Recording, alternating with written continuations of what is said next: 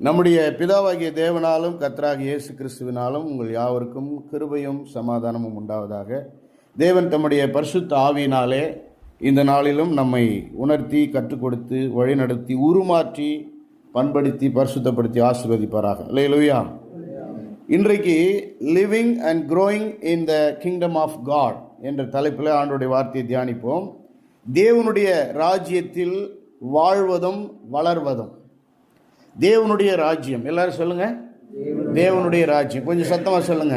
தேவனுடைய ராஜ்யம். ஆங்கிலத்தில் சொல்ல முடியுங்க, சொல்லுங்க. The kingdom of God. இன்னும் கொஞ்சம் சத்தமா. The kingdom of God. ஆண்டவராக இயேசு கிறிஸ்து நமக்கு மத்தேயு 6ஆம் அதிகாரம் 10ஆம் வசனத்தில் அவர் ஜெபிக்க கற்றுக் கொடுத்த அந்த ஜெபத்தில் முக்கியமான ஒரு வார்த்தையை நமக்கு சொல்லிக் கொடுத்தார்.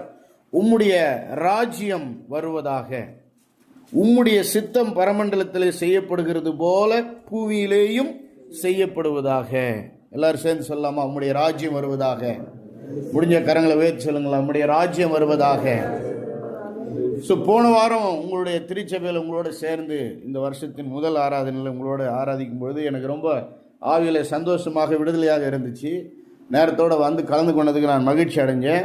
நம்முடைய ஊழியக்காரர் அருமையாக வந்து தேவனுடைய ராஜ்யத்தை குறித்து போதிச்சார். எனக்கு ரொம்ப ஆச்சரியமாக இருந்துச்சு. எனக்கு ரொம்ப ஆர்வமான ஒரு ஃபேவரட் சப்ஜெக்ட் அது. ஏன்னா இயேசு கிறிஸ்துனுடைய ஃபேவரட் சப்ஜெக்டும் அதுதான். அப்போது என்னுடைய வாழ்நாள் முழுக்க நான் அதை குறித்து தியானித்து கொண்டிருக்கிறேன், அதுக்குள்ளே வளர்ந்து கொண்டிருக்கிறேன், வாழ்ந்து கொண்டிருக்கிறேன். கடந்த ஒரு 15 ஆண்டுகளாக தீவிரமாக அதில் நிறைய ஆராய்ச்சி செய்து கொண்டு வருகிறோம்.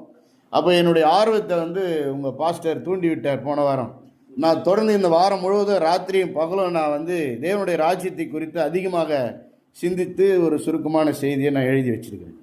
தேவனுடைய ராஜ்யத்தை நாம் நன்றாக விளங்கி கொள்ள வேண்டும். 3 நிலைகளில் தேவனுடைய ராஜ்யம் காணப்படுகிறது. God's kingdom in the past, in the present and in the future.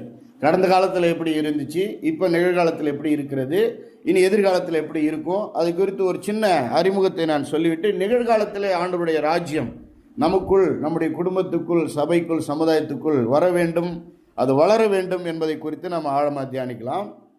பழைய ஏற்பாட்டில் பார்க்கும் பொழுது கர்த்தர் வந்து எப்பொழுதுமே ராஜாவாகவே இருந்திருக்கிறார். God has been always the king.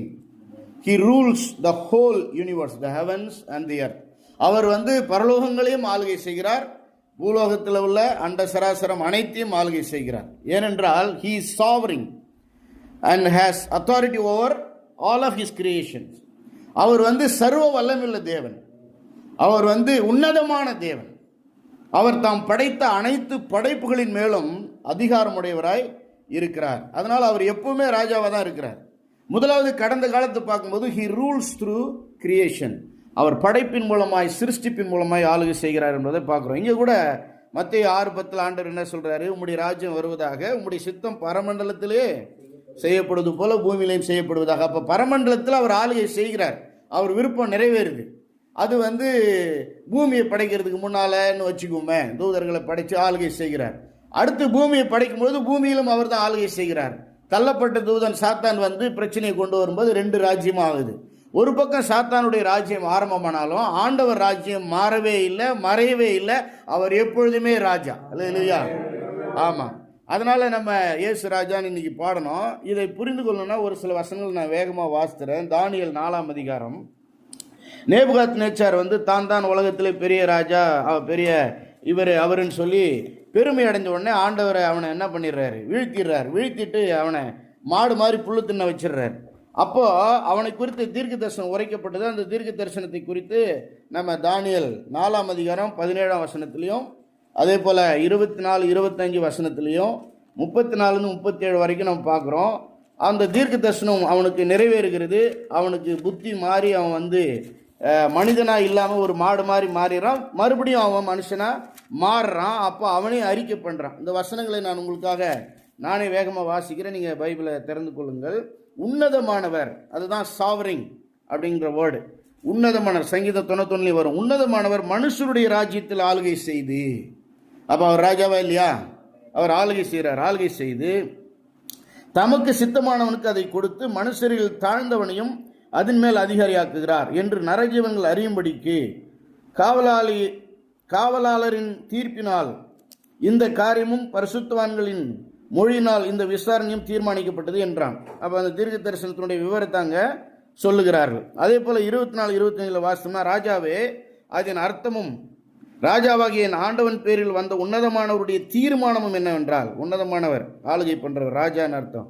தீர்மானம் என்னன்னா, மனுஷர் நின்று நீர் தள்ளிவிடப்படுவீர், வெளியின் மிருகங்களுடைய சஞ்சரிப்பீர், மாடுகளைப் போல புல்லை மேய்ந்து ஆகாயத்து பணியிலே நனைவீர். உன்னதமானவர் 25வது வசனம் கவனிங்க, மனுஷருடைய ராஜ்யத்தில் ஆளுகை செய்து, மறுபடியும் 2வது முறை ரிப்பீட் ஆகுது. உன்னதமானவர் எங்க ஆளுகை செய்யறாரு? பழைய ஏற்பாட்டில் அவர் ஏதோ பரலோகத்தில் மட்டும்தான் அவருக்கு அதிகாரம் அப்படின்னு இல்லை, பூலோகத்திலும் அவருடைய அதிகாரம் தான். நான் இந்தியாவில் சொல்லுவேன், ஓட்டு போகிறது நம்ம, யாருக்கு பதவின்னு சீட்டு போடுறது ஆண்டவர்னு சொல்லுவேன். ரைட்டா? மனுஷனுடைய யோசனைகள் எதுவாக இருந்தாலும் காரியம் கர்த்தராலே உறுதிப்படும். ஆமாம், யோசனை பண்ணுறது நம்ம, தீர்மானிக்கிறது அவர். ரைட்டா? அதனால் என்னை பொறுத்த அளவுக்கு தெரிந்ததை சொல்வோம், முடிந்ததை செய்வோம், மற்றதை தேவனிடமே விட்டு விடுவோம். ரொம்பலாம் டென்ஷன் ஆகக்கூடாது. God is in control.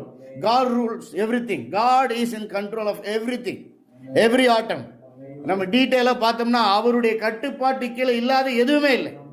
அது உயிரோடு இருந்தாலும் உயிர் இல்லாமல் இருந்தாலும், ஆல் லிவிங் அண்ட் நான் living things, whether it is in heaven or on earth, everything is in God's control. அதான் வேதம் சொல்லுது, உன்னதமானவர் மனுஷனுடைய ராஜ்யத்தில் ஆளுகை செய்து தமக்கு சித்தமாக இருக்கிறவனுக்கு அதை கொடுக்கிறார் என்பதை நீர் அறிந்து கொள்ள மட்டும். உனக்கு அந்த புத்தி வரணும். நேபுகத்நேச்சாருக்கு 7 காலங்கள் உம்முடைய பேரில் கடந்து போக வேண்டும், அதெல்லாம் சொல்றாங்க. அதே போல எல்லாம் நடந்து முடிஞ்சு அவருக்கு புத்தி வரும்போது 34 வசனத்திலிருந்து 37 வரைக்கும் படித்தோம்னா அங்கே சொல்லப்படுகிறது, அந்த நாட்கள் சென்ற பின்பு நேபுகாத்நேச்சாராகிய நான் என் கண்களை வானத்துக்கு ஏறெடுத்தேன், என் புத்தி எனக்கு திரும்பி வந்தது.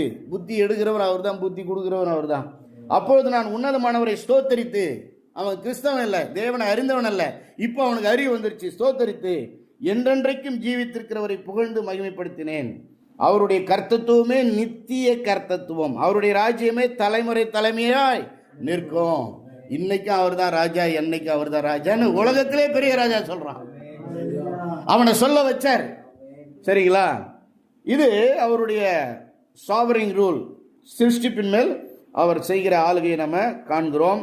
அது தொடர்ந்து நீங்க வாசித்தீங்கன்னா நமக்கு டைம் போகுது, அதனால கடைசி வசனத்தை வாசிக்கிறேன். ஆகையால் நேபுகாத்நேச்சாராகிய நான் பரலோகத்தின் ராஜாவை புகழ்ந்து, இயேசுவை புகழ்ந்து உயர்த்தி மகிமைப்படுத்துகிறேன். அவருடைய கிரியைகள் எல்லாம் சத்தியமும் அவருடைய வழிகள் நியாயமானவைகள், அகந்தியாய் நடக்கிறவர்களை தாழ்த்த அவராலே ஆகும் என்று எழுதினான். எழுதி வைக்கிறான் பாருங்க. நீங்க பிறகு வீட்டில் போய் அந்த 4ஆம் அதிகாரம் முழுவதும் வாசிங்க. ஸோ பழைய ஏற்பாட்டில் இன்னும் ஒரு வசனத்தை நான் உங்களுக்கு காண்பிக்க வேணும். சங்கீதம் 115 அதில் 3 நீங்கள் எடுத்தீங்கன்னா வாசிங்க, நான் எடுத்தாலும் நான் வாசிக்கிறேன். சங்கீதம் 115:3. நம்முடைய தேவன் பரலோகத்தில் இருக்கிறார், தமக்கு சித்தமான யாவையும் செய்கிறார். அப்படின்னா யார் ராஜா? அவர் நினைக்கிறதை செய்வார், அவர் தீர்மானிச்சதை செய்வார். அவரை யாரும் என்ன பண்ண முடியாது, தடுக்க முடியாது, இல்லையா? அப்போ அடுத்தது 2வது நிலை என்னன்னு பார்த்தீங்கன்னா, இயேசு கிறிஸ்து பூமியிலே வந்து தேவனுடைய ராஜ்யத்தை பிரசங்கிக்கும், அதை ஸ்தாபிக்கவும் அவர் வந்தார், அனுப்பப்பட்டார், அதை செய்தார்.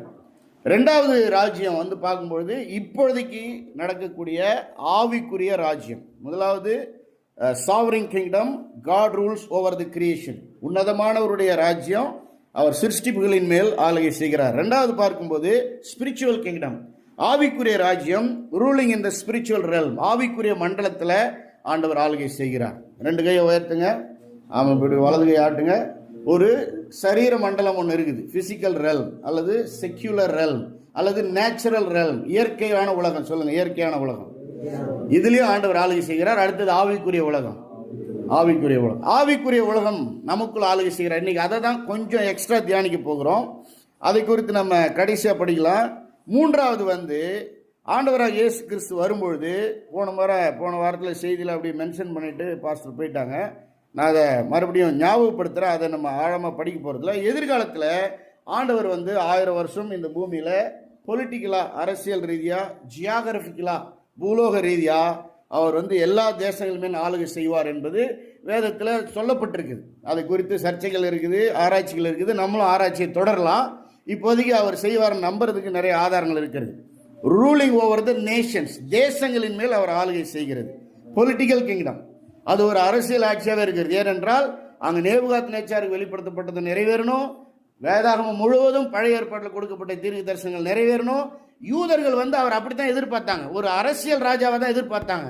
ஏன்னா ரோமர்கள் கீழே அடிமையாக இருக்கிறாங்க. பாபிலோனியர்களால் அவங்க 70 வருஷம் சிறைப்பிடிக்கப்பட்டாங்க. அப்புறம் மேதிய பெர்சியர்களால் ஆளப்பட்டாங்க. அதுக்கு முன்னால் அசீரியர்கள் இப்படி அவங்களுக்கு பிரச்சனை பண்ணாங்க. இதெல்லாம் போய் அவங்க ரிட்டர்ன் 3 தலைமையில் ரிட்டர்ன் 400 வருஷம்தான் அவங்க கட்டி எழுப்பப்படுவதற்கு டைம் இருந்துச்சு. இடையில கர்த்தர் பேசவே இல்லை. அதுக்கப்புறம் கர்த்தர் வந்துட்டாரு. முன்னுரைக்கப்பட்ட மேசியா 700 வருடங்களாக முன்னுரைக்கப்பட்ட மேசியான ராஜா ரட்சகன் வந்துட்டாருன்னொன்னே இப்போ அவங்க ரோமர்கள் கீழே இருக்கிறாங்க. யூதர்கள் ரோமர்கிட்ட இருந்து ஆட்சியை பிடிச்சி இவர் ராஜாவாயிடுவார்னு பயங்கர குஷியாக இருந்தாங்க. சதுசேயர்கள் பரிசேயர்கள் அப்படித்தான் எதிர்பார்த்தாங்க. அது நடக்கல. செலோத்தியர்கள் அவங்க சண்டை போட்டு ஆட்சி பிடிக்கணும்னு நினைக்கிறவங்க அவங்களும் எதிர்பார்த்தாங்க இவரோட கூட்டணி வைக்கலான்னு. அதுவும் நடக்கல.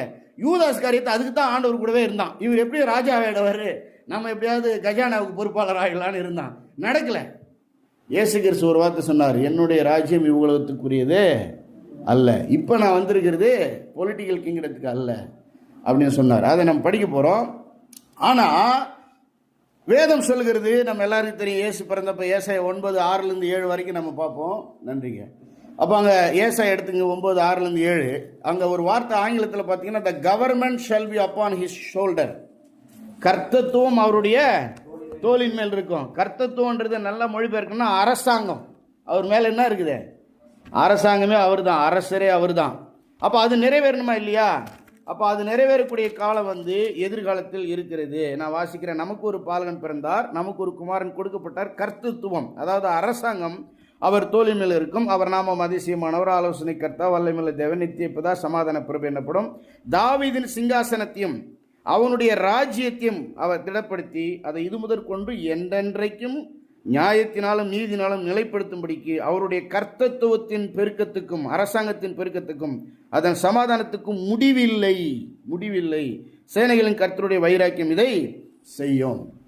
அப்போ தாவீதுக்கும் பழைய ஏற்பாட்டில் தேவ மக்களுக்கும் கொடுக்கப்பட்ட வாக்குறுதி நிறைவேறணும்னா ஆண்டவர் ஆளுகை செய்யணும். போன வாரம் பாஸ்டர் வெளிப்படுத்தின விசேஷம் 20ஆம் அதிகாரம் 4ஆம் வசனம் 6ஆம் வசனம் வாசித்தாங்க.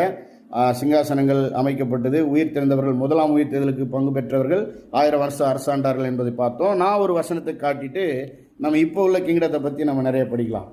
அதாவது 1 கொரிந்தியர் 15ஆம் அதிகாரம் புதிய ஏற்பாட்டில் ரொம்ப அருமையாக பவுல் வெளிப்படுத்தியிருக்கார். அதை நம்ம மறைக்க முடியாது. கடைசி நாட்களில் நடக்க போகிறது குறித்து அவர் சொல்கிறார். எஸ்கெட்டாலஜி, கடைசி கால சம்பவங்கள். 24ஆம் வசனத்திலிருந்து பார்க்கும்போது 1 கொரிந்தியர் 15 அதன் பின்பு முடிவு உண்டாகும். இதுக்கப்புறம் தான் முடிவு வருதுன்றார். அப்பொழுது அவர் சகல துரத்தனத்தையும் சகல அதிகாரத்தையும் வல்லமையும் பரிகரித்து தேவனும் பிதாவுமாய் இருக்கிறவருக்கு ராஜ்யத்தை ஒப்பு கொடுப்பார். ராஜ்யத்தை ஒப்பு கொடுத்த பிறகு நித்திய ராஜ்யம் தொடரும். ரைட்டா? அதுக்கு முன்னால் என்ன ஆகும்? எல்லா சத்துருக்களையும் தமது பாதத்திற்கு கீழாக்கி போடும் வரைக்கும் அவர் ஆளுகை செய்ய வேண்டியது. இயேசு கிறிஸ்து எல்லாரையும் தன் காலுக்கீழே கொண்டு வர வரைக்கும் அவர் ஆளுகை செய்வார். பரிகரிக்கப்படும் கடைசி சத்துரு மரணம். சகலத்தையும் அவருடைய பாதத்துக்கு கீழ்ப்படுத்தினாரே, ஆனாலும் சகலம் அவருக்கு கீழ்ப்படுத்தப்பட்டது என்று சொல்லியிருக்கும் போது சகலத்தையும் அவருக்கு கீழ்ப்படுத்தினவர் கீழ்ப்படுத்தப்படவில்லை என்பது வெளியரங்கமாக இருக்கிறது. நீங்கள் அப்புறம் பொறுமையாக படிச்சிங்க. சகலம் அவருக்கு கீழ்ப்பட்டிருக்கும் போது தேவனே சகலத்திலும் சகலமாக இருப்பதற்கு குமாரன் தாமும் தமக்கு சகலத்தையும் கீழ்ப்படுத்தினவருக்கு கீழ்ப்பட்டிருப்பார். 1000 வருஷம் அரசாட்சி பண்ணி பிதா கிட்ட ராஜ்யத்தை கொடுப்பார். பிதா எப்பொழுதும் போல நித்திய ராஜாவாக இருப்பார். சரிங்களா? இது எப்படி நம்ம உண்மையில நம்பலாமான்னா இன்னொரு முறை உறுதி செய்கிறார். 1 கொரிந்தியர் 6ஆம் அதிகாரம் 2-3 வரைக்கும் படிக்கும்பொழுது அவர் நீங்களும் நானும் அந்த அரசாட்சியில் இருப்போம், நியாயம் தீர்ப்போம் அப்படிங்கிறத உறுதிப்படுத்துகிறார். இந்த வசனங்கள் நம்ம எப்படி மறந்துட முடியும்? பரிசுத்தவான்கள் உலகத்தை நியாயம் தீர்ப்பார்கள் என்று அறியீர்களா? இப்போ நம்ம நியாயம் தீர்க்கலையே, நமக்கே நியாயம் கிடைக்கல. அப்போ ஒரு ஆட்சி இருக்குது. அதுக்கப்புறம் உலகம் உங்களால் நியாயம் தீர்க்கப்படுவதாக இருக்க அற்ப வழக்குகளை தீர்க்க நீங்கள் அபாத்திரரா? நம்ம கோர்ட்டுக்கு போய் அடிச்சுட்டு கிடக்கிறோம். 3வது ஆள்கிட்ட ரட்சிக்கப்படாதவங்கள்ட்ட போகிறோம். அப்படிலாம் போகக்கூடாது. பைபிள் படி மேக்சிமம். ஆமாம், நம்மளே தீர்த்துக்கணும். 3வது வசனம் பாருங்க. தேவதூதர்களையும் நியாயம் தீர்ப்போம் என்று அறியீர்களா? அப்படி இருக்க இந்த ஜீவனுக்கேற்றவைகளை நீங்கள் தீர்த்து கொள்ளக்கூடாது இருக்கிறது எப்படி? உலகத்தை நியாயம் தீர்ப்போம், தேவதூதர்களை நியாயம் தீர்ப்போம். அப்போ ஒரு ஆட்சி காலம் இருக்கிறது. சரி, அதை குறித்த ஆராய்ச்சி நம்ம தொடருவோம். சிலர் 1000 வருஷம்ன்றாங்க, சிலர் 1000 கிடையாது, அப்படியே நித்தியமாக தொடருன்றாங்க. 1000 வருஷத்துக்கு அப்புறம் நித்தியம் அப்படிங்கிற ஒரு கருத்து சரியாக இருக்குன்னு நான் நம்புகிறேன். சிலர் இப்போவே ஆட்சி நடக்குதுன்றாங்க, பொலிட்டிக்கல் கிங்டம். இல்லை, இப்போ கிடையாது. ஏன்னா அதுக்கான வாய்ப்புகள் இல்லை. ராஜ்யத்தை தான் நிறைய பேர் தப்பாக புரிஞ்சுக்கிறாங்க. செவன்த் டே அட்வென்டிஸ்ட்டுக்காரங்க அது தப்பாக புரிஞ்சுக்கிட்டு 1000 வருஷ அரசாட்சியில் கோயிலில் போய் நம்ம 7வது நாள் கடைபிடிப்போன்றாங்க. 7வது நாள் அங்கே முக்கியம் இல்லை, இயேசு ராஜாவாக இருக்கிறது தான் முக்கியம். நீதி நியாயம் பரிசுத்தம் தாங்க முக்கியம். இன்னொரு கூட்டம் எகோ விட்னஸ்காரங்க எல்லாரும் பரலோகத்துக்கு போக மாட்டாங்க, ஒரு சிலர் தான் இந்த ராஜ்யத்தில் இருப்பாங்க அப்படின்னு அவங்க ஒரு கதையை சொல்கிறாங்க. அதுவும் தப்பு. இப்படி பலவிதமான குழுவினர்கள் இந்த எதிர்கால அரசாட்சி குறித்து 1000 வருஷ அரசாட்சி குறித்து மாற்று கருத்துடையவர்களாக இருக்கிறார்கள். அது இன்னொரு நாளைக்கு நம்ம வேத படத்தில் தியானிக்கலாம். இப்போ நிகழ்கால அரசாட்சிக்கு வரும். இயேசு கிறிஸ்து இப்போ ராஜா. ஆமென். ஆண்டவர் உயிர் தெழுந்த உடனே பரலோகம் போகிறது முன்னால சொன்னார். மத்தேயு 28வது அதிகாரம், இது ரொம்ப முக்கியமான வசனம். எல்லாரும் எடுங்க, மத்தேயு 28. இது நீங்கள் மனப்பாடம் பண்ணணும். எல்லாரும் இதை தான் ஜெபம் பண்ணணும், எல்லாரும் இதைத்தான் பாடணும், எல்லாரும் இதைத்தான் தேடணும், எல்லாரும் இதைத்தான் புரிஞ்சுக்கணும், எல்லாரும் இதைத்தான் செய்யணும். இதுதான் ரொம்ப முக்கியமானது. மத்தேயு 28ஆம் அதிகாரம் 18லேருந்து நான் வாசிக்கிறேன். அப்பொழுது இயேசு சமீபத்தில் வந்து அவர்களை நோக்கி, வானத்திலும் பூமியிலும் சகல அதிகாரமும் எனக்கு கொடுக்கப்பட்டிருக்கிறது. ரைட்டா? பிசாசு பிடிங்கி வச்சிருந்தான். தேவராஜ்யமே இருந்துச்சு, பிசாசு ராஜ்யமே இருந்துச்சு. இப்போ முழுக்க முழுக்க முழு அதிகாரம் என்கிட்ட வந்துருச்சுன்றார்.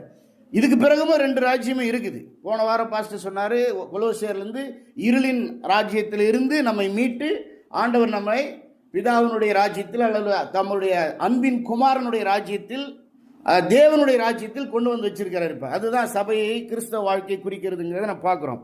ஸோ இப்போ என்ன சொல்ல வரேன், இப்போ இயேசு கிறிஸ்து எல்லா மண்டலத்திலையும் அவர் தான் ராஜாவாக இருக்கிறார். இப்போதைக்கு ஆவியில் ஆளுகை பண்ணுகிறார், வந்து மொத்தத்தையும் ஆளுகை பண்ண போகிறார். அல்லேலூயா. ஆமாம். அதனால் அவர் நமக்கு ஒரு கட்டளை கொடுத்துருக்கிறார். இந்த கட்டளை ரொம்ப முக்கியம். அதை நான் படிச்சுட்டு தொடர்ந்து ராஜ்யத்தை குறித்து தியானிப்போம். 19ஆம் வசனத்திலிருந்து படிக்கிறேன். ஆகையால் நீங்கள் புறப்பட்டு போய் சகல ஜாதிகளையும் சீஷராக்கி பிதா குமாரன் பரிசுத்தாவின் நாமத்தில் அவர்களுக்கு ஞானஸ்நானம் கொடுத்து நான் உங்களுக்கு கட்டளையிட்ட யாவையும் அவர்கள் கைக்கொள்ளும்படி அவர்களுக்கு உபதேசம் பண்ணுங்கள். இதோ உலகத்தின் முடிவு பரிந்தும் சகல நாட்களிலும் நான் உங்களுடனே கூட இருக்கிறேன் என்றார். ஆமேன். ஆண்டவர் நமக்கு கொடுத்துருக்கிற ஒரு மிகப்பெரிய வாக்குத்தத்தம், நானே உங்கள் கூட இருக்கிறேன். ஆமேன். ஆமேன். ஆமாம். அவருக்கு பல வாக்குத்தத்தம் கொடுத்தாரு. பல 1000 வாக்குத்தத்தம் இருக்குது. நம்ம டெய்லி ஒன்று, வாரத்துக்கு ஒன்று, மாதத்துக்கு ஒன்று தேவைப்படும் போது எடுத்துக்கலாம், தப்பில்லை. என்னை பொறுத்தளவுக்கு அப்பப்போ ஒரு சீட் எடுக்கிறதுக்கு மொத்தத்தையும் சீட்டை கொடுத்தவரே நான் கூட வச்சிருக்கிறேன். இல்லையா? தினமும் ஒரு வாக்குத்தத்தம் அல்லது ஒவ்வொரு சீசனுக்கு ஒரு வாக்குத்தத்தம் என்பதை விட வாக்குத்தத்தம் தந்தவரே என்னோடு கூட இருக்கிறார். இல்லையா? வசனம் சொல்கிறது, கிறிஸ்து இயேசுக்குள் எல்லா வாக்குத்தத்தங்களும் ஆம் என்றும் ஆமென் என்றும் இருக்கிறது. அவரே வாக்குத்தத்தம், அவருக்குள் எல்லா வாக்குத்தத்தம் இருக்கிறது. ஆமென். தலைமையில கை வச்சு சொல்லுங்க, இயேசு என்னோடு கூட இருக்கிறார். சரி, இப்போ நிகழ்கால ராஜ்யத்தை குறித்து, ஆவிக்குரிய ராஜ்யத்தை குறித்து நம்ம இன்னும் கொஞ்சம் நேரம் எடுத்து ஆழமாக நம்ம தியானிக்கலாம். கர்த்தருக்கு ஸ்தோத்திரம். புதிய ஏற்பாட்டில் பார்க்கும்பொழுது இயேசு கிறிஸ்து, நான் ஏற்கனவே சொன்ன மாதிரி, அவர் தேவனுடைய ராஜ்யத்தை குறித்து பிரசங்கம் பண்ணவும், கற்றுக் கொடுக்கவும், தேவனுடைய ராஜ்யத்தை ஸ்தாபிக்கவும், அந்த ராஜ்யம் எப்படி இருக்கும் என்று காட்டவும், வாழ்ந்து காட்டவும், அந்த ராஜ்யத்துக்குள்ள மக்களை கொண்டு வரவும் தான் அவர் பூமியில் பிறந்தார். அவர் வளர்ந்தார், வாழ்ந்தார், மரித்தார், உயிர் தெழுந்தார், அதை செய்தார். நம்ம படிக்கலாம். யோவான் 18ஆம் அதிகாரம் 36வது வசனம். முதல்ல ரொம்ப முக்கியமான வசனம் அது. ஏன்னா சில கிறிஸ்தவங்க இப்போ இயேசு ஆளுகை பண்ணுறார், ஆவிக்குரிய மண்டலத்தில் ஆளுகை பண்ணுறாருன்றது கூட நம்ப மாட்டேங்கிறாங்க. இவங்க என்ன பண்ணுறாங்க, யூதர்களைப் போல பழைய ஏற்பாட்டு வசனங்களை புதிய ஏற்பாட்டு வசனங்களோடு சம்பந்தப்படுத்தி அவர் வந்து பூமியில் அரசாளுவார், அந்த 1000 வருஷம் அரசாட்சி அல்லது ஒரு நீண்ட கால அரசாட்சிக்கு தான் காத்துட்டு இருக்கிறாங்களே தவிர இப்போ ஆண்டவர் ஆளுகை செய்கிறார் என்பதில் நிறைய பேர் கவனம் செலுத்துறதில்லை. ஏன் இயேசு இப்போ ஆளுகை செய்கிறார் என்பதை நம்புறதும் இல்லை. அதனால தான் இந்த வசனத்தை நான் உங்களுக்கு குறிப்பிட விரும்புகிறேன். இயேசுவே சொல்றார், யோவான் 18:36 எடுத்தீங்கன்னா வாசிங்க. இயேசு பிரதியுத்தரமாக, நல்ல கவனிங்க, என் ராஜ்யம், ராஜா தான் நான், ஆனால் இப்போதைக்கு என் ராஜ்யம் வந்து இந்த பூமிக்குரியது அல்ல, இவ்வுலகத்துக்குரியது அல்ல, பொலிட்டிக்கல் கிடையாது, ஜியாகிரபிக்கல் கிடையாது, வந்து அரசாட்சி பிடிக்கிறது கிடையாது, அரசியல் கிடையாது. அப்போ கிறிஸ்தவர்கள் அரசியலுக்கு வரலாமா? கிறிஸ்தவர்கள் வரலாம், ஊழியர்கள் வரக்கூடாது. யாரோ மனிதர்கள் வந்து பொறுப்பில் வரணும் இல்லையா? ஒரு தெருவுக்குள்ள கிறிஸ்தவன் இருந்தால் அந்த தெருவுக்கு கிறிஸ்தவன் தான் வார்டு மெம்பராக வரணும், பாஸ்டர் வரக்கூடாது. சரி, அது வேற சப்ஜெக்ட், இன்னும் நாளைக்கு பேசலாம். ஆண்டவர் சொல்றார், என்னுடைய ராஜ்யம் இவ்வுலகத்துக்குரியதே அல்ல, மண்ணுலகத்திற்குரியது அல்ல. அப்படின்னா அது விண்ணுலகத்துக்குரியதா? ஏற்கனவே விண்ணுலகத்தில் இருக்குது. நடுவில் என்ன இருக்குது? ஆவிக்குரிய உலகம் ஒன்று இருக்குது.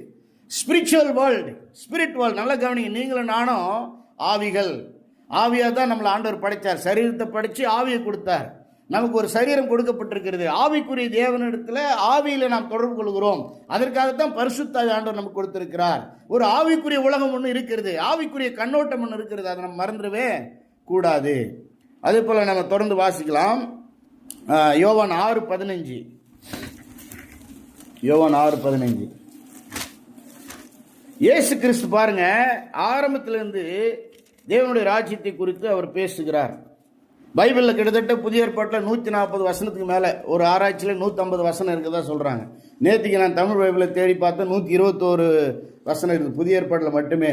அப்போ 150க்கு மேலான வசனங்கள் வந்து தேவனுடைய ராஜ்யத்தை குறித்து வேதத்தில் சொல்லப்பட்டிருக்குது. 6ஆம் அதிகாரம் 15.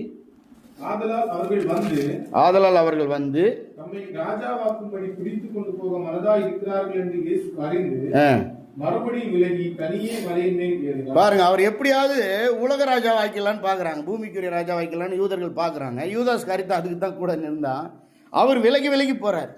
அவர் இப்ப அரசாட்சியில் உட்கார்ந்து உலக பிரகாரமா ஆளுவது என்றால் அவர் நேரடியாக ஆரம்பிச்சிருப்பார். அவர் சொல்றார், இவ்வுலகத்துக்குரியது என்னுடைய ராஜ்யம் அல்ல அப்படின்ட்டார். லூக்கா 17:21 வாசிப்போம். லூக்கா 17:21. ஆண்டவர் வந்து தெளிவாக சொல்லிட்டார், என்னுடைய ராஜ்யம் ஆவிக்குரிய ராஜ்யம். அந்த ஆவிக்குரிய ராஜ்யத்தை மறந்துடக்கூடாது. வாசிங்க. இதோ இங்கே என்றும் அதோ அங்கே என்றும் அப்படியும் சொல்ல முடியாது. இதோ தேவனுடைய ராஜ்யம் உங்களுக்குள் இருக்கிறது என்றார். அல்லேலூயா. நெஞ்சில கை வச்சு சொல்லுங்க, தேவனுடைய ராஜ்யம் எனக்குள் இருக்கிறது. நல்ல கவனிங்க. நான் இடையில ஒரு ஆர்டிகிள் படித்தேன். 4000 பேருக்கு மேலே சொல்கிறாங்களா, நான் தான் இயேசு இப்போ உலகத்தில் சொல்லுங்கிறாங்க, நான் தான் கிறிஸ்து. ஒரு கள்ளோபதேசத்தில் ஒருத்தர் வந்து சொல்லிட்டார், எனக்குள்ளே இயேசு வந்துட்டாருங்க, இயேசு அவருக்குள்ளே வந்துட்டாருன்னு ஒருத்தர் சொல்லி ஒரு கூட்டத்தையே வந்து திருத்துவத்தை விசுவாசிக்காமல் கொண்டு போயிட்டாங்க. பிரன்காம்ன்ற குரூப்பு. அது ஒரு பைத்தியக்காரனுங்க, அவங்க பேர் பின்னால் பிரன்காம்ன்ற பேர் வச்சுட்டு இருக்காங்க. இப்போ கொரியாவில் வந்து பெரிய ஒரு கள்ள உபதேசம் ஓடிட்டு இருக்கு. சைனாவில் வந்து இயேசு பொம்பளையாக பந்துக்கிறாருன்னு ஒரு சர்ச்சை ஆரம்பித்து அவருக்கு கணவர் வேற இருக்கிறாங்க. அங்கே சைனாவில் ஒத்துக்கணும், அமெரிக்காவுக்கு போய் எஸ்கேப் போயிட்டாங்க. அவங்க ஏகப்பட்ட திரைப்படம் வெளியிட்டிருக்கிறாங்க. மோசமான ஒரு காலத்தில் வாழ்ந்து கொண்டிருக்கிறோம். ரொம்ப கள்ள போதனைகள், ரைட்டுங்களா? இப்படி உலகத்தில் இருக்கிற குழப்பங்களை பேசினா அதுக்கு ரொம்ப லேட் ஆகும். இயேசு கிறிஸ்து தெளிவாக சொல்கிறாரு, ஏதோ அங்கே வந்துடுச்சு, அந்த ஊரில் வந்துருச்சு, கொரியாவில் வந்துருச்சு, சைனாவில் வந்துருச்சு, அமெரிக்காவில் வந்துருச்சு, எனக்குள்ளே வந்துருச்சு, உனக்குள்ளே வந்துருச்சுன்னு சொன்னால் நம்பாதீங்க. தமிழ்நாட்டிலே அற்புத அடையாளம் பண்ண பாலாசர் லாரின்ற ஒரு ஆள் எனக்குள்ளே இயேசு வந்துட்டாருன்னாரு. நான் தான் கிறிஸ்துன்னாரு. நான் தான் 2ஆம் வருகை வந்துட்டேன், இயேசு எனக்குள்ளே வந்துட்டார், வாங்க ஆட்சி அமைக்கலாம் அப்படின்னு எல்லாரும் கூட்டிகிட்டு போய் இடத்த வாங்கி எல்லாம் பண்ணி ஏமாத்திட்டார். கடைசியில் லாரியில் அடிபட்டு செத்தாருன்னு சொல்கிறாங்க. அது எப்படி செத்தாருன்னு தெரியல, நம்ம மறுபடியும் அந்த ஹிஸ்ட்ரி பார்க்கணும். கடைசியில் அவர் என்ன சொன்னார், கிறிஸ்துவும் நானே கிருஷ்ணனும் நானேன்ட்டு. ஸோ இந்த மாதிரி குழப்பவாதிகள் நிறையா இருக்கிறாங்க. ஆண்டவர் தெளிவாக சொல்லிட்டாரு, அங்கே இருக்குதுன்னு சொன்னால் நம்பாதீங்க, இங்கே இருக்குதுன்னு சொன்னால் நம்பாதீங்க. வேறு வித்தியாசமாக கூட இன்றைக்கி சொல்கிறாங்க, எங்கள் மீட்டிங்க்கு வந்தால் தான் அபிஷேகம், இந்த அபிஷேகம் ரூவாக்கா, இந்த அபிஷேகம் பெற்றால் தான் பரலோகத்து போயின்னு சொல்லிக்கிறாங்க. கள்ளப்பதம் தானே. ஏசு என்ன சொன்னார், 2 பேர் 3 பேர் என் நாமத்தினால் எங்கே கூடியிருந்தாலும், ஆமாம், அதனால் தேவனுக்கு வீடு கட்டுறேன்னுவாங்க, மாளிகை கட்டுறேன்னுவாங்க, தேவனுக்கு ஆராதனை கூட கட்டுறேன், எதனா சொல்லி எங்கேயாவது கூப்பிட்டாங்கன்னா போத்தாரு. நம்மளை எங்க ஆண்டவர் சபையா ஐக்கியமா குடும்பம் வச்சுக்கிறாரோ அங்கேயே இருந்தா போதும். அல்லேலூயா. ஆமா, தேவனுடைய ராஜ்யம் இவ்வுலகத்துக்குரியதல்ல என்று சொன்னார். தேவனுடைய ராஜ்யம் அங்கேயும் இல்லை, இங்கேயும் இல்லை, எங்கேயும் இல்லைன்னு சொன்னார். எங்கதான் இருக்குதுன்னா உனக்குள்ளே இருக்குதுன்னு சொன்னார். அல்லேலூயா. ஆமா. ஸோ நல்லா நாம் ஞாபகம் வைத்துக் கொள்ள வேண்டும். ஆரம்பத்திலிருந்து இயேசு கிறிஸ்து தேவனுடைய ராஜ்யத்தை தான் பிரசங்கம் பண்ணார். லூக்கா 4ஆம் அதிகாரம் 43வது வசனம். லூக்கா 4:43. ஆண்டவர் வந்து என்னதான் பிரசங்கம் பண்றாரு பாருங்க. அவரோ அவர்களை நோக்கி நான் மற்ற ஊருக்கும் போகணும். எதை குறித்து பிரசங்கிக்க வேண்டும்? தேவனுடைய ராஜ்யத்தை குறித்து பிரசங்கிக்க வேண்டும். இதற்காகவே அனுப்பப்பட்டேன். யாருமே கிறிஸ்துமஸ்ல இந்த செய்தி கொடுத்ததில்லை. நான் ஒரு 2 நிமிஷம் செய்தி ஒன்று போட்டேன். இயேசு கிறிஸ்து எதற்காக பிறந்தார்? தேவனுடைய ராஜ்யத்தை நமக்குள், நம்முடைய வாழ்க்கைக்குள், இருதயத்துக்குள் ஸ்தாபிக்கிறதுக்காக பிறந்தார். அதை பற்றி தான் ஊர் ஊரா பிரசங்கம் பண்ணுவதற்காக அவர் அனுப்பப்பட்டார். இதற்காகவே நான் அனுப்பப்பட்டேன். சொல்றாரு இல்லைங்களா? மிக தெளிவாக சொல்றாரு. I must preach the kingdom of God. இங்கிலீஷில் மஸ்ட்ன்றார், கட்டாயமாக நான் செஞ்சாகணுன்றார். நம்ம பார்ப்போம், ஆண்டவர் முதல் எங்கே பிரசங்கம் பண்ணார்? மத்தேயு 4:17-19. என்னை கேட்டிங்கன்னா யோவான் ஸ்நானகனும் தேவனுடைய ராஜ்யத்தை பற்றி தான் பிரசங்கம் பண்ணார். மனம் திரும்புங்கள் அப்படின்னு சொன்னார். அதுதான் தேவனுடைய ராஜ்யத்தினுடைய பிரசங்கம். இயேசு கிறிஸ்து என்ன பிரசங்கம் பண்ணாரு? மத்தேயு 4:17 வாசிங்க. அது முதல் இயேசு, மனம் திரும்புங்கள், பரலோக ராஜ்யம் சமீபித்திருக்கிறது. இவர் பரலோகத்துக்கு போறதை பற்றி பேசல, நல்லா ஞாபகம் வச்சுங்க. பரலோகத்தை பற்றி ஆண்டவர் பேசின வசனங்கள் வேற. தேவனுடைய ராஜ்யத்தை பற்றி பேசும்பொழுது மார்க்கு, லூக்கா, யோவான்ல தேவனுடைய ராஜ்யம்னு இருக்கும். மத்தேயுல மட்டும் பரலோக ராஜ்யம் இருக்கும். ஏன்னா தேவன்ற வார்த்தையை அவர் எழுதணும்னா அவர் வேற குளிச்சு சடங்கெல்லாம் பண்ணி தான் எழுதணும். அது யூதர்களுக்காக எழுதப்பட்டது. யூதர்கள் ஒரு எழுத்தையும் படிக்கிறதுக்கு குளிச்சுட்டு வந்து தான் படிக்கணும். அதனால எத்தனை வாட்டி குளிச்சுட்டு இவர் எழுதுறது, எத்தனை வாட்டி குளிச்சுட்டு அவங்க படிக்கிறது, என்னைக்கு படிச்சு முடிக்கிறதுன்றதுனால தேவன் என்ற வார்த்தையை சொல்வதற்கு பதிலாக தேவன் இருக்கிற இடமாகிய பரலோகம் என்ற வார்த்தையை ரீப்ளேஸ் பண்ணி தேவனுடைய ராஜ்யம் சொல்றது தான் பரலோக ராஜ்யம் சொல்றாரு. ஸோ இயேசு கிறிஸ்து என்ன சொல்றாரு? மனம் திரும்புங்கள், தேவனுடைய ராஜ்யம் பக்கத்திலே இருக்கிறதுன்றார். பக்கத்திலே இருக்குதுன்றார். It is at hand, near you, உங்களுக்கு பக்கத்தில் இருக்குன்றார். சரிங்களா? தொடர்ந்து படிங்க 17-19 வரைக்கும்.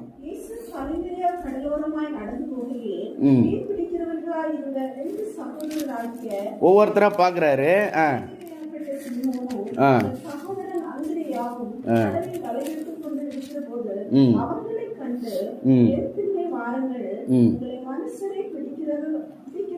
மனம் திரும்புங்கள்ங்கிறாரு. அப்புறம் ஏன் பின்னால வாங்கன்றாரு. அப்படின்னா சீசராய் மாறுங்கள்னு சொல்றாரு. அப்புறம் நீங்க போய் மனுஷர்களை பிடிங்கன்னு சொல்றாரு. அப்படின்னா நீங்க மற்றவங்களை சீசர்களா மாற்றுங்கன்னு சொல்றாரு. இதுதான் தேவனுடைய ராஜ்யத்தினுடைய சுவிசேஷம். மார்க் 1:15 காலம் நிறைவேறிற்று, தேவனுடைய ராஜ்யம் சமீபமாயிற்று, பக்கத்தில் வந்துட்டு ராஜ்யம், மனம் திரும்பி சுவிசேஷத்தை விசுவாசியுங்கள். இந்த ரெண்டு வேத பகுதியிலும் ஒன்னா சேர்த்தோம்னா மனம் திரும்புங்கள், விசுவாசியுங்கள், சீடராகுங்கள், சீடராக்குங்கள். ஆமென், அல்லேலூயா. ஆமா. ஆனா நடுவில் ஒன்று இருக்குது. மனம் திரும்பணும், விசுவாசிக்கணும், இதெல்லாம் நடக்கணும்னா பரிசுத்த ஆவியானவர் நமக்குள்ள வரணும். நல்லா கவனிங்க. யோவான் ஸ்நானகன் அவன் பண்ண பிரசங்கத்தில் என்ன சொல்றான்? நான் வெறும் தண்ணியில தான் ஞானஸ்தானம் கொடுக்குறேன், எனக்கு பின்னால வருகிறவர் என்னை விட பெரியவர், அவர் என்ன ஞானஸ்தானம் கொடுப்பாரு? பரிசுத்த ஆவியினால் ஞானஸ்தானம் கொடுப்பார். ஆவியினாலும் அக்கினினாலும் ஞானஸ்தானம் ரெண்டும் வேற வேற. இன்னொரு நாளைக்கு தான் அது விபரமா படிக்கணும். சரிங்களா? அது இருக்கிற கிரீக் வேர்டெல்லாம் படிக்கணும். இயேசு பரிசுத்த ஆவியினால் ஞானஸ்தானம் கொடுக்கிறவர். ஆமென். நல்ல கவனிங்க. ராஜ்யத்தின் சுவிசேஷம் என்று வேதம் சொல்லுகிறது. சரிங்களா? மத்தேயு 24:14 படிங்க. மத்தேயு 24:14 இயேசு கிறிஸ்து சொல்றாரு. இது என்ன சுவிசேஷம்? இன்னைக்கு நம்ம அதை ராஜ்யத்தினுடைய இந்த சுவிசேஷம் பூலோகம் எங்கும் உள்ள சகல ஜாதிகளுக்கும் சாட்சியாக பிரசங்கிக்கப்படும். அப்பதான் முடிவு வரும். என்ன சுவிசேஷம் இது? ராஜ்யத்தின் சுவிசேஷம். எல்லாரும் சொல்லுங்க, ராஜ்யத்தின் சுவிசேஷம். நல்லா கவனிங்க. நம்ம இதை செழிப்பின் சுவிசேஷமாக்கி, சுகத்தின் சுவிசேஷமாக்கி, ஆசீர்வாதத்தின் சுவிசேஷமாக்கி, வெற்றியின் சுவிசேஷமாக்கி, என்னென்னமோ சுவிசேஷமாக்கிட்டோம். இதை கிருபையின் சுவிசேஷம் சொன்னாலும், இயேசுவின் சுவிசேஷம் சொன்னாலும், இது ராஜ்யத்தின் சுவிசேஷம். ரைட்டுங்களா? ராஜ்யம்னா என்ன? இப்போதான் நான் மெயின் பாயிண்ட்டுக்கே வரேன், ஆனால் டைம் முடிப்போம். நல்லா கவனிங்க. ராஜ்யம் என்றால் என்ன? ராஜ்யம் என்றால் ஆளுகை. இல்லையா? எல்லாம் தலைமையில கை வச்சு சொல்லுங்க, வலதுகையை. ராஜ்யம் என்றால் ஆளுகை. யாரு ராஜா? அதில் டவுட்டே கிடையாது. இயேசு தான் ராஜா. அல்லது பிதா குமாரன் பரிசுத்தாவியாகிய திரிதேய தேவன் ராஜான்னு சொல்லுவோம். இயேசு ராஜா ஆட்சி பண்ணால் பிதா பண்ண மாதிரி, இயேசுவும் பிதாவும் என்ன பண்ணாலும் பரிசுத்தாவி மூலமாக தான் பண்ணுவாங்க. ஒரே நேரத்தில் அவர்கள் 3 நபர்களாகவும் 3ம் சேர்ந்த ஒரே நபராகவும் இருக்கிறார். அதை குறித்து நம்ம இன்னொரு நாளைக்கு தான் படிக்கணும். சரி, எல்லா வேதத்தில் ஆதாரமாக இருக்கிறது. நல்ல கவனிங்க. ராஜ்யம் என்றால் ஆளுகை. அப்போ ஆண்டவர் என்ன சொல்றாரு? ராஜ்யம் வந்திருக்குன்னு சொன்னா என்ன சொல்றாரு? ஆளுகை வந்துருச்சு, ஆள வந்துட்டேன். இப்போதைக்கு அவர் எங்க ஆள வந்திருக்கிறார்? இருதயத்தில் ஆள வந்திருக்கிறார், வாழ்க்கையில ஆள வந்திருக்கிறார், ஆவிக்குரிய மண்டலத்தில் ஆள வந்திருக்கிறார். அல்லேலூயா. ஆமா, அவர் தான் ஆள வந்தார். இப்போ லூக்கா 8:1 பார்ப்போம். பின்பு அவர் பட்டணங்கள் தோறும் கிராமங்கள் தோறும் பிரயாணம் பண்ணி தேவனுடைய ராஜ்யத்துக்குரிய நற்செய்தியை கூறி பிரசங்கித்து வந்தார். என்ன நற்செய்தி கூறி பிரசங்கிக்கிறாரு? அவர் யாருமே சுகமாக்குறவாங்கன்னு சொல்லல. அவரால் சுகமாக்க முடியும், இன்னைக்கும் சுகமாக்குறார். ஆமென். அவர் யாருமே பணம் தர ஆசீர்வாதம் தர வாங்கன்னு சொல்லி கூப்பிடல. அவர் கூப்பிட்டதெல்லாம் தேவனுடைய ராஜ்யத்தின் சுவிசேஷத்தை சொல்லி கூப்பிட்டார். அப்படின்னு என்ன அர்த்தம்? வாருங்கள், உங்களுக்கு நான் பரிசுத்த ஆவியானவரை தருகிறேன் தான் கூப்பிட்டார். ஆளுகை, தேவன் எப்படி ஆளுகை செய்கிறார்? நல்ல கவனிங்க, இதுதான் முக்கியமான செய்தி. இதுதான் நீங்க ஞாபகம் வச்சுக்கணும். தேவனுடைய ராஜ்யம் என்றால் தேவனுடைய ஆளுகை. சொல்லுங்க. The kingdom of God is the rule of God. நல்ல ஞாபகம் வச்சுக்கோ. How God rules. தேவன் எப்படி ஆளுகை செய்கிறார்? God rules through his Holy Spirit and Holy Scriptures. இதுதான் ஆராய்ச்சியினுடைய முடிவு, சத்தியத்தினுடைய தொகுப்பு, அதனுடைய சுருக்கம். நல்ல கவனிங்க, என்னோடு சேர்ந்து சொல்லுங்க. தேவன் பரிசுத்த ஆவியானவர் மூலமாகவும் பரிசுத்த வேத வசனங்கள் மூலமாகவும் ஆளுகை செய்கிறார். இதுதான் நான் உங்களுக்கு சொல்ல வந்த செய்தி. சரிங்களா? ரெண்டு கையை காட்டுங்க, சொல்லுங்க. பரிசுத்த ஆவியானவர், பரிசுத்த வார்த்தைகள். ரெண்டு கண்ணை காட்டுங்க, இது நமக்கு ரெண்டு கண்ணு மாதிரி. சொல்லுங்க. பரிசுத்த ஆவியானவர், பரிசுத்த வேத வசனங்கள். மறந்துடவே கூடாது வாழ்நாள் முழுக்க. மறந்தீங்கன்னா உங்களை போல படுபாவிகள் வேற யாரும் கிடையாது. இதுக்கு நான் 20,000 மேல டிக்கெட் போட்டு உங்க நாட்டுக்கு வந்து இதுக்காக நான் 2 வாரம் காத்திருந்து போன வருஷம் வந்தேன். இந்த வருஷம் உங்களுக்கு பிரசங்கம் பண்ணியிருக்கேன். ஆமென். ஆமா, கை உயர்த்தி சொல்லுங்க. ஆண்டவரே, உம்முடைய பரிசுத்த ஆவியினாலும் உம்முடைய பரிசுத்த வார்த்தைகளினாலும் என்னை ஆளுகை செய்வீராக. பரலோகத்தில் உம்முடைய சித்தம் செய்யப்படுவது போல எனக்குள் உம்முடைய சித்தம் செய்யப்படுவதாக. என் குடும்பத்தில் உம்முடைய சித்தம் செய்யப்படுவதாக. என் சபையில் உம்முடைய சித்தம் செய்யப்படுவதாக. என் மூலமாக இந்த சமுதாயத்தில் உம்முடைய சித்தம் செய்யப்படுவதாக. அல்லேலூயா. ஆமா, சமாரிய பெண்ணுகிட்ட ஆண்டவர் என்ன சொன்னார்? ஜீவ தண்ணீர் தருகிறேன். The gospel of the kingdom of God. அது தனியாக ஒரு நாளைக்கு படிக்கணும். இயேசு எங்கெங்கே பிரசங்கம் பண்ணார், என்ன பிரசங்கம் பண்ணார். நான் சும்மா உங்களுக்கு கிளிம்ஸ், ஒரு துளிகள் தரேன். சமாரிய பெண்ணுகிட்ட ஜீவ தண்ணீர் பரிசுத்தாவை பற்றி தான் பேசினார். சரி, நம்ம முக்கியமான ஒரு வேத வசனம் இருக்குது. என்னது? எப்படி நம்ம இந்த ராஜ்யத்துக்குள்ளே என்டர் ஆகிறோம் அப்படின்னு நீங்கள் பார்த்தீங்கன்னா, யோவான் 3ஆம் அதிகாரம் 3ஆம் வசனம் 5ஆம் வசனம். நிக்கோதேமுகிட்ட ஆண்டவர் பேசுகிறார். இயேசு அவனுக்கு பிரதியுத்தரமாக, ஒருவன் மறுபடியும் பிறவாவிட்டால் தேவனுடைய ராஜ்யத்தை காண மாட்டான். இப்போ தேவனுடைய ராஜ்யத்துக்கு நமக்கும் எப்படி சம்பந்தம் வருது? இது ஏதோ வெறும் எதிர்காலத்தில் பண்ண போகிற பொலிட்டிக்கல் ஆட்சி மாத்திரம் இல்லை. ரைட்டா? இப்போவே ஆண்டவர் பண்ணுறாரு. அது 2000 வருஷமா அவருடைய ஆவிக்குரிய ஆட்சி நடக்குது. இதுக்கு பார்க்கணும்னா நம்ம என்ன பண்ண? ஆவியில் பிறக்க வேண்டும், மறுபடி பிறக்க வேண்டும். மறுபடியும் வாசிங்க. இயேசு அவனுக்கு பிரதியுத்தரமாக, ஒருவன் மறுபடியும் பிறவாவிட்டால் தேவனுடைய ராஜ்யத்தை காண மாட்டான் என்று நிஜமா சொல்றான். அவர் சொன்னாலே மெய் தான், அது வேற மெய்யாகவே மெய்யாகவே சொல்றேன்றாரு. மறுபடியும் பிறக்கணும். அப்ப எங்க பிறக்கணும்? ஆவியில, உள்ளத்தில் பிறக்கணும். 1 பேதுரு 1:23 சொல்லுகிறது, அழிவில்லாத வித்தாகி ஜீவ வசனத்தினால் மறுபடி பிறந்தீர்கள். தீத்து 3:5 சொல்லுகிறது, பரிசுத்தாவின் புதிதாக்குதலினாலும் மறுஜென்மம் முழுக்கினாலும் அவர் நம்மை ரட்சித்தார். அப்போ வசனத்தினாலும் ஆவியினாலும் இருதயத்தில் ஆவியில மறுபடி பிறக்கிறோம் என்பதை வேதம் தெளிவு செய்கிறது. இல்லையா? அப்ப இந்த ராஜ்யத்தை பார்க்கணும்னா 5ஆவது வசனம் படிங்க. அதே 3ஆம் அதிகாரம் 5ஆவது வசனம். இயேசு பிரதியுத்தரமாக, ஒருவன் ஜலத்தினாலும் ஆவினாலும் பிறவாவிட்டால் தேவனுடைய ராஜ்யத்தில் பிரவேசிக்க மாட்டான் என்று மறுபடியும் மெய்யாகவே மெய்யாகவே உங்களுக்கு சொல்லுகிறேன். நல்லா கவனிங்க. மறுபடியும் பிறத்தல் 3ஆம் வசனத்தை சொல்றாரு, ஜலத்தினால் பிறத்தல் 5ஆம் வசனத்தை சொல்றாரு, ஆவியினால் பிறத்தல் 5ஆம் வசனத்தை சொல்றாரு. 3 வேற வேறன்னு பிரசங்கம் பண்றாங்க. அதுவும் தப்பு. 3 ஒன்று தான். மறுபடியும் பிறப்பது தான் ஜலத்தினால் பிறப்பது, ஜலத்தினால் பிறப்பது தான் ஆவியினால் பிறப்பது. ஜலம் என்பது தேவனுடைய வார்த்தையை குறிக்கிறது. அதுக்கு எரேமியால வசனம் இருக்கு, இப்போ படிக்கிறதுக்கு நேரம் இல்லை. ரைட்டுங்களா? எபேசியர் 5ஆம் அதிகாரத்தில் வசனத்தை கொண்டு கழுவுகிறார்னு இருக்கு. நீர் எனக்கு கொடுத்த வசனத்தை அவர்களுக்கு கொடுத்தேன், அதனால் அவர்கள் சுத்தமாக இருக்கிறார்கள். யோவான் 17 இருக்குது. ஸோ மறுபடி பிறத்தல் என்பது ஆவியில பிறக்கணும். நம்முடைய ஆவியில, சரீரத்தில் பிறந்துட்டோம், இப்போ மறுபடியும் ஆவியில பிறக்கணும். ஏன்னா பிறந்த எல்லாருக்கும் ஆவி செத்து போயிரு. இயேசுவை நம்பி ஆவியில உயிர் வந்தாதான் ரட்சிப்பு, அதான் மறுபிறப்பு. அது வந்தாதான் ராஜ்யத்தை பார்க்க முடியும், ராஜ்யமே புரியும், ராஜ்யத்துக்குள்ளே வர முடியும். அப்போ வசனத்தை கேட்டு விசுவாசத்தினால, வசனத்தை சுவிசேஷத்தை கேட்டு விசுவாசத்தினால் பிறக்கணும். எபேசியர் 1:13 சத்தியவசனமாகி சுவிசேஷத்தை நீங்கள் கேட்ட பொழுதே நீங்கள் என்ன பண்ணீங்க? பரிசுத்தாவினால் முத்தரிக்கப்பட்டீர்கள். வசனம் கேட்கும்போது ஆவியானவர் கிரியை செய்வார். ஆவியினால் பிறக்கணும். வசனத்தினாலும் ஆவியினாலும் சுவிசேஷத்தை, சத்தியத்தை கேட்டு இயற்கைக்கு அப்பாற்பட்ட விதத்தில் அற்புதமாக நமக்குள்ள ஒரு மாற்றம் நடக்கிறது. ஆவியில உயிரடைகிறது. அப்பதான் நம்ம ராஜ்யத்துக்குள்ள வரோம். அப்பதான் ராஜ்யத்தை பார்ப்போம். இப்ப ராஜ்யத்துல குழந்தையா பிறந்திருக்கோம். இப்ப நம்ம ராஜ்யத்துக்குள்ள வளர வேண்டும், ராஜ்யத்தின் புத்திரராக வாழ வேண்டும். அதுக்கு என்ன செய்யணும் அதை தான் நான் சொல்லி முடிக்க போறேன். மத்தேயு 4:24 ஆண்டவர் பாருங்க, இதுல ரொம்ப தெளிவா இருந்தார் பாருங்க. அவருடைய கீர்த்தி சீரியா எங்கும் பிரசித்தமாயிற்று. அப்பொழுது பலவித வியாதிகளையும் வேதனைகளையும் அடைந்திருந்த சகல பிணியாளிகளையும் பிசாசு பிடித்தவர்களையும் சந்திர ரோகிகளையும் திமிர்வாதக்காரரையும் அவரிடத்தில் கொண்டு வந்தார்கள், அவர்களை சுஸ்தமாக்கினார். 23 படிக்கிறேன். பின்பு இயேசு கலிலேயா எங்கும் சுற்றி நடந்து அவருடைய ஜெப ஆலயங்களில் உபதேசித்து ராஜ்யத்தின் சுவிசேஷத்தை பிரசங்கித்து ஜனங்களுக்கு உண்டாயிருந்த சகல வியாதிகளும் சகல நோய்களை நீக்கி சுஸ்தமாக்கினார். என்ன பிரசங்கம் பண்ணாரு? ராஜ்யத்தின் சுவிசேஷம். அதனுடைய அடையாளங்கள் என்ன? அற்புதமான சுகம். அதனுடைய அடையாளங்கள் என்ன? அற்புதமான விடுதலை. அதனுடைய அடையாளங்கள் என்ன? அற்புத அடையாளங்கள் தான் அதனுடைய அடையாளங்கள்.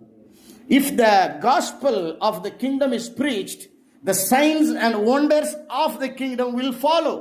ராஜ்யத்தின் சுவிசேஷம் பிரசங்கிக்கப்பட்டால் ராஜ்யத்தினுடைய அற்புதங்களும் ராஜ்யத்தினுடைய அடையாளங்களும் பின்தொடரும். அல்லேலூயா. ஆமா, இப்ப ராஜ்யத்துக்குள்ள நம்ம எப்போ வரோம்? பரிசுத்த ஆவியானவர் நமக்குள்ள வந்தாதான் ராஜ்யத்துக்குள்ள நம்ம வரோம். ரோமர் 8:9 படிங்க. ரோமர் 8:9. இயேசு எங்க போனாலும் என்ன பிரசங்கம் பண்ணார்? ராஜ்யம் தான் பிரசங்கம் பண்ணார். அவருடைய முதல் பிரசங்கமோ ராஜ்யம், அவருடைய வாழ்நாள் முழுக்க பிரசங்கமோ ராஜ்யம், அவருடைய கடைசி பிரசங்கமும் ராஜ்யம். நான் சொல்றேன், மத்தேயு 6:33 சொல்றாரு, முதலாவது தேவனுடைய ராஜ்யத்தையும் அவருடைய நீதியும் தேடுங்கள். ராஜ்யத்தை தேடுங்கள்னா என்ன அர்த்தம்? அவருடைய நீதி. ஆளுகையை தேடுங்கள். அவருடைய நீதினா வார்த்தையை தேடுங்கள். அவருடைய ஆவியானவருடைய ஆளுகையை தேடுங்கள்னு அர்த்தம். படிங்க ரோமர் 8:9. தேவனுடைய ஆவி உங்களில் வாசமா இருந்தால் நீங்கள் மாம்சத்துக்கு உட்பட்டவர்களா இராமல் ஆவியானவர் இருந்தா தான் நீங்க ஆவிக்குள்ளே வாழ முடியும், ராஜ்யத்துக்குள்ளே வாழ முடியும். ஆவியானவர் இல்லைன்னா ஆவியில வாழ முடியாது, ராஜ்யத்துக்கு வாழ முடியாது. பைபிள் பிடிக்காது, பைபிள் புரியாது, கிறிஸ்தவம் புரியாது, சர்ச்சு பிடிக்காது, சர்ச்சு புரியாது, எதுவுமே பிடிக்காது, புரியாது. பரிசுத்தாவியானவர் நமக்குள்ள வந்து ஆவியில உயிர்ப்பிச்சாதான், ரட்சித்தாதான், மறுபடியும் பிறக்க வச்சாதான், உண்மையிலே ஆவியில ஒரு உருமாற்றம் அடைஞ்சாதான், ஆவிக்குரியவனா மாறினாதான் இது எல்லாமே புரிய ஆரம்பிக்கும். அப்பதான் கண்கள் திறக்கும். சோ இயேசு கிறிஸ்து என்னிடத்தில் வந்து ஜீவ தண்ணீரை பெற்றுக் கொள்ளுங்கள். யோவான் 7:37-39 வாசிக்க டைம் இல்ல. நடுத்தெருவில் நின்று கத்துறார், தாகமா இருக்கிறவர்களே நீங்கள் எல்லாரும் என்னிடத்தில் வந்து ஜீவ தண்ணீரை பெற்றுக் கொள்ளுங்கள். அவர் வந்து கொடுக்க போகிற பரிசுத்தாவை பற்றி பேசினார்னு வேதம் சொல்லுது. தம்முடைய சீசர்கள் பெற்றுக்கொள்ள போகிற பரிசுத்தாவை பற்றி பேசினார்னு வேதம் சொல்லுகிறது. இயேசு முதல் பிரசங்கம் தேவராஜ்யம், வாழ்நாள் முழுக்க பிரசங்கம் தேவராஜ்யம். தேவராஜ்ய பிரசங்கத்தை செய்யும் போதெல்லாம் அவர் என்ன பண்றாரு? அற்புதம் செய்யறாரு, அடையாளம் செய்யறாரு, விடுதலை கொடுக்கிறார், சுகம் கொடுக்கிறார். அது மெயின் அல்ல. பரிசுத்தாவியானவரை பெற்றுக்கொள்ளும் பொழுது, பரிசுத்தாவினால் ஆளுகை செய்யப்படும் பொழுது, பரிசுத்தாவினால் வழிநடத்தப்படும் பொழுது அற்புதம் தானா நடக்கும், அடையாளம் தானா நடக்கும், சுகம் தானா நடக்கும்.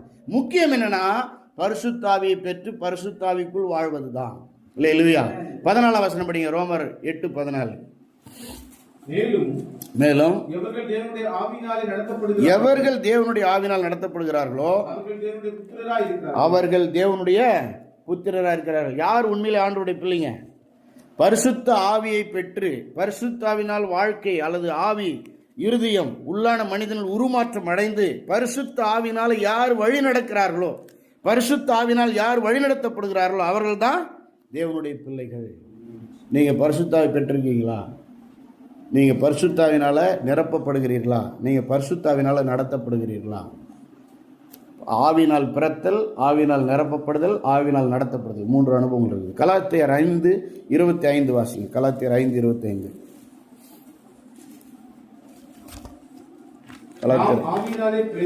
நாம் ஆவினாலே பிழைத்திருந்தால் ஆவிக்கு ஏற்றபடி நடக்கவும் கடவும் கட்டளையா சொல்லப்பட்டிருக்கு. நம்ம உண்மையிலே ரட்சிக்கப்பட்டிருந்தா, அதான் ஆவினால் பிழைத்திருந்தால் என்ன அர்த்தம்? ஆவினால் பிழைத்திருந்தால் தான் ரட்சிப்பு. நம்ம உண்மையிலே ரட்சிக்கப்பட்டிருந்தா நம்ம என்ன பண்ணோம்? ஆவியினால் நடத்தப்பட வேண்டும். நல்ல கவனிங்க. அப்ப தேவனுடைய ராஜ்யத்தில் வாழ்தல் என்றால் என்ன அர்த்தம்? பரிசுத்தாவினால் நடத்தப்பட்டு வாழ்தல். தேவனுடைய ராஜ்யத்தில் வளருதல்னா என்ன அர்த்தம்? பரிசுத்தாவியானவர் வழி நடத்துகிறபடி வாழ்கிற அந்த அனுபவத்துல அதிகமா வளருதல். இல்லையா? வருஷத்துக்கு ஒரு முறை தீர்மானம் எடுக்கிறது நல்லது தான். ஆனால் தினம் தினமும் அர்ப்பணிக்கிறது தான் ரொம்ப அவசியம். ஞாயிற்றுக்கிழமை ஒரு நாள் வந்து ஆராதிக்கிறது நல்லது தான், ஆனால் அனுதினமும் ஆண்டவருக்கு உகந்த வாழ்க்கையாய் ஆவியினால் வழிநடத்தப்பட்டு வாழ்வதுதான் ரொம்ப அவசியம். அல்லேலூயா. ஆண்டவர் சொல்றாரு மத்தேயு 12ஆம் அதிகாரம் 28வது வசனத்தில், மத்தேயு 12:28 அவர் வந்து ஆண்டவர் வந்து பரிசுத்தாவினால் பிறந்தார், பரிசுத்தாவினால் நிரப்பப்பட்டார், ஞானஸ்நானம் எடுக்கும்போது பரிசுத்தாவினவர் வந்து புறாவைப்போல் இறங்கினார், பரிசுத்தாவினால் ஏவப்பட்டு வனாந்தரத்துக்கு போனார், சோதிக்கப்பட்டார், பரிசுத்தாவினாலே தான் அவர் அற்புத அடையாளங்கள் செய்தார், அவர் வந்து பரிசுத்தாவினாலே தான் உயிரோடு எழுந்தார். அல்லேலூயா. ஆமா, மத்தேயு 12:28 நான் தேவனுடைய ஆவியினாலே பிசாசுகளை துரத்துகிறபடியால் தேவனுடைய ராஜ்யம் உங்களிடத்தில் வந்திருக்கிறது. முதல்ல பக்கத்தில் இருக்குதுன்னாரு, ஏன்னா அவர் ராஜ்யம், அவர் ராஜா, அவர் இருந்தாலே ராஜ்யம் தான். இப்போ பரிசுத்தாவினால நான் அற்புதம் பண்றேன், பிசாசு துரத்துறேன், உங்ககிட்ட இருக்குதுன்றார். ஏற்கனவே சொன்னாரு உலகத்தில் இல்லை, அது உங்களுக்குள்ள இருக்குதுன்னார். அப்ப யார் பரிசுத்தாவினால் பிறக்கிறார்களோ, யார் பரிசுத்தாவி பெற்றுக்கொள்கிறார்களோ, பரிசுத்தாவி பெற்றவர்கள் யார் பரிசுத்தாவியானவர் சொல்லுகிறபடி உணர்த்துகிறபடி வழிநடத்தப்படுகிறார்களோ அவங்களுக்குள்ள தேவனுடைய ராஜ்யம் இருக்கிறது, வளர்கிறது. அல்லேலூயா. ஆமா, அதனாலதான் உயிர் தெழுந்த பிறகு ஆண்டவர் என்ன பண்ணார், 40 நாள் தேவராஜ்யத்தை பத்தி தான் போதித்தார். அப்போஸ்தலர் 1ஆம் அதிகாரம் நான் முடிக்க போறேன். ஒரு சில வார்த்தைகள் வசனங்களை சொல்லி நான் முடிக்க போறேன். நல்ல கவனிங்க. 3ஆம் வசனம் படிங்க. அப்போஸ்தலர் 1:3 அவர் பாடுபட்ட பின்பு 40 நாளளவும் அப்போஸ்தலருக்கு தரிசனமாகி தேவனுடைய ராஜ்யத்துக்குரியவர்களை அவர்களுடனே பேசி அநேகம் தெளிவான திருஷ்டாந்தங்களினாலே தம் உயிரோடு இருக்கிறவர்களாக காண்பித்தார். 5ஆம் வசனத்தில் நீங்க எருசலேம் விட்டு போகாதீங்க, பரிசுத்தாவை பெற்றுக்கொள்ளும் வரை காத்திருங்கன்னு சொன்னார். உயிர் தெழுந்த பிறகு 40 நாள் என்னதான் பிரசங்கம் பண்ணாரு, தேவனுடைய ராஜ்யம். நீங்க 40 நாள் உபவாசம் இருக்கிறீங்க, நான் உங்களை உற்சாகப்படுத்துறேன், தேவனுடைய ராஜ்யத்தை குறித்து ஆழமா தியானிங்க. என்னுடைய செய்தி ஒரு முன்னுரை தான், அறிமுக செய்தி தான், ரைட்டுங்களா? தேவனுடைய ராஜ்யம் தான் இயேசுவின் முதல் பிரசங்கம், இயேசுவின் முழு பிரசங்கம், இயேசுவின் கடைசி பிரசங்கம். இன்னும் நான் உங்களுக்கு வசனம் சொல்ற குறிச்சிங்க. அப்போஸ்தலர் 8ஆம் அதிகாரம் 12ஆம் வசனம், 19ஆம் அதிகாரம் 8ஆம் வசனம், 20ஆம் அதிகாரம் 25ஆம் வசனம், 28ஆம் அதிகாரம் 30-31 இதெல்லாம் என்ன சொல்லுதுன்னா, அப்போஸ்தலர்கள் எல்லாருமே தேவராஜ்யத்தை பற்றி தான் பிரசங்கம் பண்ணாங்க. அப்போஸ்தலர்கள் எல்லாருமே எதை பற்றி பிரசங்கம் பண்ணாங்க, தேவனுடைய ராஜ்யத்தை குறித்து தான் பிரசங்கம் பண்ணாங்க. நான் ஏற்கனவே உங்களுக்கு சொல்லிட்டேன், போன வாரம் பாஸ்டர் வாசித்த ஒரு அற்புதமான வசனம், அதை நம்ம வாசித்து முடிக்கலாம். ரோமரில் உங்களுக்கு ஞாபகம் இருக்கா? 14:17 ரோமர் 14:17 தேவனுடைய ராஜ்யம் என்பது என்ன? நீதியும் சமாதானமும் பரிசுத்தாவினால் உண்டாகும் சந்தோஷம். பரிசுத்தாவினால் என்றது ஞாபகம் வச்சு, பரிசுத்தாவினர் வழிநடத்துகிறபடி நீங்க வாழ்ந்தீங்கன்னா தேவராஜ்யத்தில் இருக்கிறீங்க, இல்லைன்னா தேவராஜ்யத்தில் இல்லை. சரிங்களா? நல்லா கவனிங்க. வார்த்தை அப்படிங்கிற வார்த்தைக்கு பைபிளில் 2 கிரேக்க வார்த்தை இருக்குது. ஒன்று லோகோஸ் அப்படின்னா எழுதப்பட்ட வார்த்தை, இன்னொன்று ரேமா ஏவப்பட்ட உணர்த்தப்பட்ட வார்த்தை. சரிங்களா? அப்போது இதை குறித்து நம்ம இன்னொரு நாளைக்கு கவனிக்கலாம். நமக்கு டைம் ஆயிடுச்சு. நான் சொல்கிறது நல்ல கவனிங்க. இதுதான் செய்தி. இயேசு சொன்ன உபதேசங்களின்படி எல்லாம் வாழ, எழுதப்பட்ட வார்த்தைகளின்படி வாழ நீங்கள் ஒப்பு கொடுக்கணும். அதுதான் தேவனுடைய ராஜ்யத்தில் வாழ்வது. இயேசு சொன்ன வசனத்திலிருந்து அல்லது வேத வசனத்திலிருந்து படிக்கும்போது நீங்கள் பர்சனலாக பைபிள் படிக்கணும். ஆண்டவர் உங்களோட இந்த வசனத்திலிருந்து பேசுவார், இப்படி செய் அப்படி செய்யாதன்னு சொல்லுவார், அதன்படி வாழணும். அதுதான் தேவனுடைய ராஜ்யத்தில் வாழ்வது. பரிசுத்தாவியானவர் உணர்த்துவார், எங்கே போகணும் எங்கே போகக்கூடாது, யார்கிட்ட பேசணும் யார்கிட்ட பேசக்கூடாது, எல்லாம் உணர்த்துவார். வார்த்தையின்படியும் ஆவியானவருடைய வழிநடத்தலின்படியும் வாழ்வது தான் தேவனுடைய ராஜ்யத்தில் வாழ்வது. அந்த சுவிசேஷத்தை தான் இயேசு பிரசங்கித்தார். நம்ம அப்படிப்பட்ட வாழ்க்கை வாழணும். மற்றவர்களுக்கு சுவிசேஷத்தை சொல்லும்போது பரிசுத்தாவியானவரை குறித்து சொல்லணும். மனம் திரும்புங்கள், விசுவாசிங்கள், பரிசுத்தாவை பெற்றுக்கொள்ளுங்கள், சீடராகுங்கள், சீடராக்குங்கள். அதுதான். அதே போல் ஆண்டவர் கொடுத்த பிரதான கட்டளையை நம்ம செய்யணும். பரிசுத்தாவினால ஆண்டவர் நம்ம எதுக்கு நிரப்பினார்னா, புறப்பட்டு போய் மற்றவங்களுக்கும் சுவிசேஷம் சொல்லி அவங்களையும் சீஷராக்கணும், சபையோடு இணைக்கணும் என்பதற்காகத்தான். நீங்கள் எந்த தேசத்தில் இருந்தாலும், இந்த தேசத்தில் இருந்தாலும், அட்லீஸ்ட் நம்ம நாட்டு மக்களுக்காக நீங்கள் சுவிசேஷத்தை சொல்லி அவங்க என்ன பண்ண, ஆண்டவருக்குள்ள சீஷர்களாக கொண்டு வர வேண்டும். சரிங்களா? 2 கருத்தை உயர்த்துவோமா? பரிசுத்த வார்த்தையினாலும் பரிசுத்த ஆவியினாலும் வழிநடத்தப்பட்டு உணர்த்தப்பட்டு அதற்கு கீழ்ப்படிந்து வாழ்வது தான் தேவராஜ்யத்தின் வாழ்க்கை. அல்லேலூயா. ஒரு நிமிஷம் எழுந்து நின்று நம்ம ஜெபம் பண்ணுவோம். ஆண்டவரே, இந்த 2025ஆம் வருஷம் முழுவதும் நான் ப்ராக்டிஸ் பண்ண போகிறேன், வாழ்நாள் முழுவதும் இதை கடைபிடிக்க போகிறேன். ஆண்டவரே, ஆவியினால் நான் நடத்தப்பட, ஆவியினால் உணர்த்தப்பட, ஆவியானவர் ஏவுவதற்கு கீழ்ப்படிய, நான் படித்து பைபிளை நான் தனிப்பட்ட முறையில் படித்து வசனத்தின்படி வாழ, சத்தியத்தின்படி வாழ, எனக்கு உபதேசிக்கப்படுகிற உபதேசத்தின்படி வாழ, பைபிள் இருந்து நான் என்ன செய்யக்கூடாது நீர் உணர்த்துகிறதின்படி வாழ, தனிப்பட்ட முறையில் உம்மை ராஜாவா ஏற்றுக்கொண்டு உம்முடைய ராஜ்யத்துக்கு கீழே, ஆளுகை கீழே, அரசாட்சி கீழே, நிர்வாகத்துக்கு கீழே நான் வாழ, ஒவ்வொரு நாளும் உம்முடைய வார்த்தைக்கு அடிபணிந்து வாழ, உம்முடைய நீதியின்படி வாழ, உம்முடைய ஆவியின்படி வாழ என்னை ஒப்பு கொடுக்கிறேன் ஆண்டவரே. எல்லாரும் நம்ம சொல்லி ஜெபம் பண்ணலாமா? என்னை ஒப்பு கொடுக்கிறேன் ஆண்டவரே. ஜெபம்.